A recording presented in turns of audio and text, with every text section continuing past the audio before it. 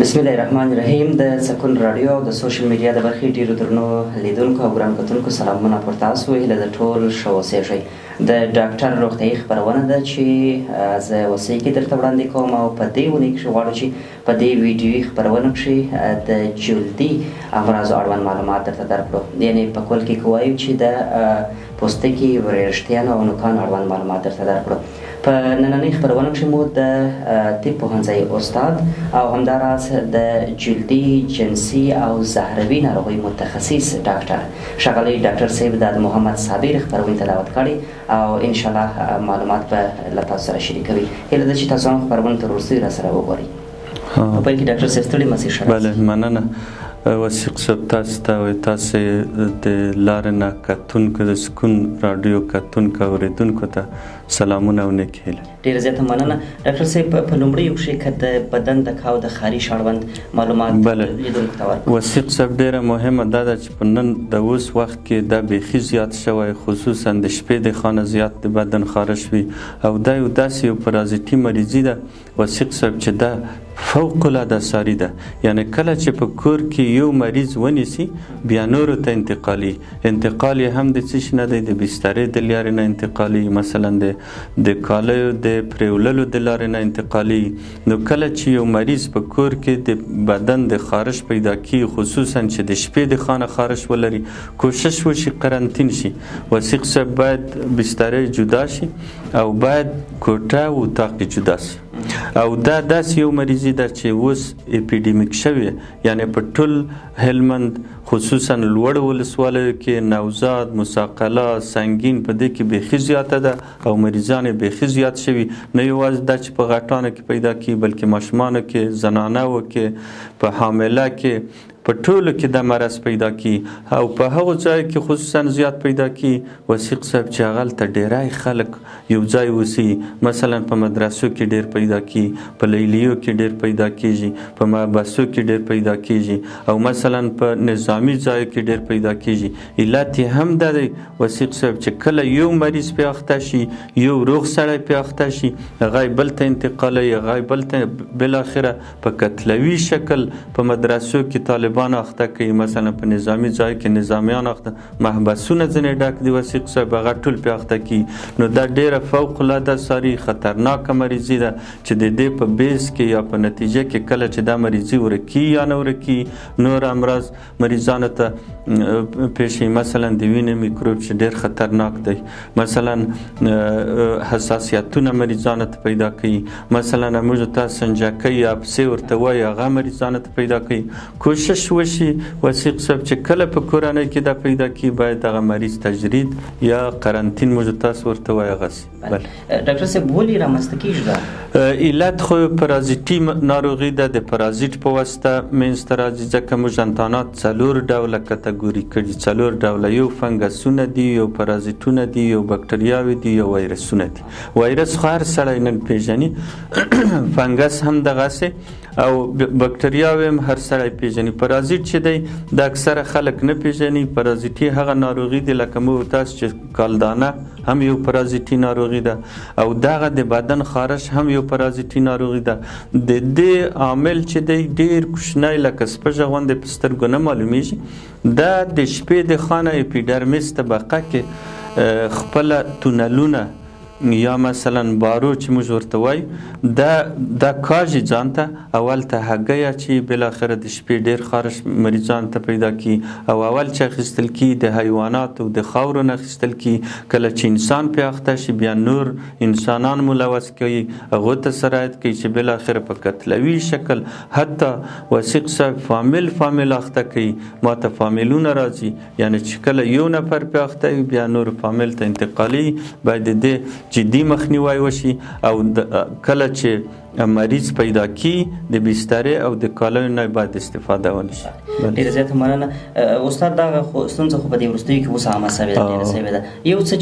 یو ستونزه چې د ډېر وخت موجوده ده او ډېر کسانو څخه شکایت کوي چې هغه د وریښتانو له منځه تلل دي یا د وریښتانو ختل دي. بله وثیق صاحب د وریښتانو ختل به عموما 2 ډوله درته ووایم. یو محیطي، اقتصادي، اجتماعي عوامل دي او یو ارثي عوامل دي. ارثي عوامل دا معنا وثیق صاحب چې مور پلار یې ختلي، خصوصا د پلار په نرینه‌و کې د زوی ورشته هم خیږي، دا ډېر علاج هم نه لري. او بل چې دي هغه امراض که اجتماعي دي، که ټولنیز دي، که اقتصادي دي، کله چې مریضان په اخته کیږي او هغو ته لګیږي د ورشتان د ختو سبب کیږي. مثلا موږ تاسو ساده خنګره وایي، د خنګره چې د خپله د ورشته د ختو سبب کیږي، ځکه دا یو مرض دی، فنګس دی چې د فنګس دې ته زمینه مساعده وي چې ورشته خارش وکړي. کله چې خارش وکړي انسانان هغه ګرایي، بیا بکټریا ته زمینه مساعده شي چې کله بکټریا د ورشته بیخ فالیکل ته داخل شي، هغه فالیکل خپل چې تخریب شي ورشتان خپل توي. خو یو مهمه خبر د ورشتانو په تویدو کې دا د وثیق صاحب چې اکثره زنانه خویندې ډېر دې ته تشویش کوي، او کله چې ورشته پر وس کې 100 دانې توی شي هیڅوک دې تشویش نه کوي. کله که ته 100 زیات توی تشویش دی وکي، کله چې د ورشتانو حجم کمی تشویش دی وکي. مثلا یو نفر دی ورشته 100 تویږي یا 50 خو حجم یې کمیږي. کله چې د ورشتانو حجم کمیږي باید ډاکټر ته مراجعه وکي، او دا یو مرض دی. او کله چې د 100 ورشتانو نه خصوصا په ځوانانو کې زیات خیږي هغه باید ډاکټر ته مراجعه وکي. بله ډاکټر صاحب د خنګ یادونه وسوله، دا ستونزه هم اوس ډېره سوې ده. بله د خنګ د مخنیوي لپاره او خنګ مخنیوي لپاره دا خو یو فنګس دی، مختلف تداوی دواګانې ورکوو، خو ساده دوا چې ما ته خبرې هم پې وکړي سلینیم سلفاید او کیټاکنازول دي. سلینیم سلفاید ډېر نه استعمالوي، 2% په هغه کې یو څه تیزابي مواد دي. کیټاکنازول د استعمال کې او 1% سلینیم سلفاید چې موقت د په خوره کوي، موقت بیا پیدا کیږي خصوصا په ځوانانو کې تر 10 کلنۍ پورې دا ستونزه بله پیدا کیږي یا پاتې کیږي. بله ډېر زیاته مننه. وروستیو کې دا چې اوس ګرمي د دوبی دی، ډېری کسان د لمر سره ډېر متوجه کیږي او بیا دغه د لکو ترسري ستونزې ډېره پیدا کیږي. لکې توسري چې دي دا خو دا هم مهمه موضوع د وثیق صاحب.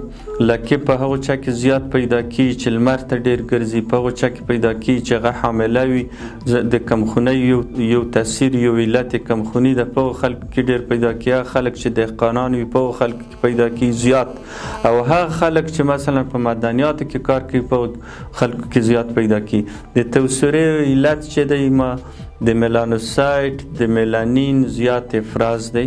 کله چې دغه هغه مواد چې پوستکي ته رنګ ورکوي دا زیات افرازي، بالاخره د لکو مو تاسو ورته وایي یا توسري د سبب کیږي.